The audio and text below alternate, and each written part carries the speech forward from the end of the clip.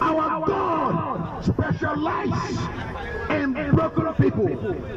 He specializes in mending broken hearts. My friends, if you are feeling dejected, if you are feeling hopeless, if you feel that the world has rejected you, God can never reject you. My friends, look around you. The world throws broken people away, but not God. He specializes in them. Some of the greatest stories in the Bible started with pain. My friends, look at the case of Moses.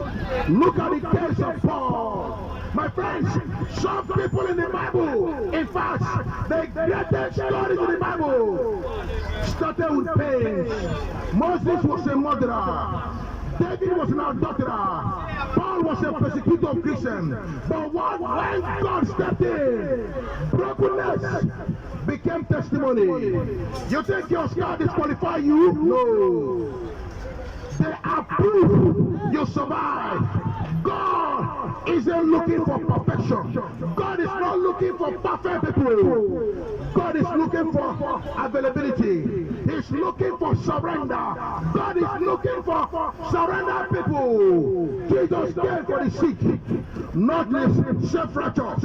He came for the addicted, the shame. He came for the overbooked, the broken. My friends, you are exactly who God is looking for. You and I, we qualify for the people God is looking for. My friends, give him the pieces of your life.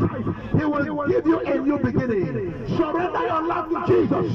He will give you a new beginning. Your past does not disqualify you. Your past does not cancel God's blessing in your life. Your past cannot stop you from receiving from God. All you need to do is to make yourself available, because God is looking for broken people. God is looking for surrender people. My friends, surrender your love to Jesus.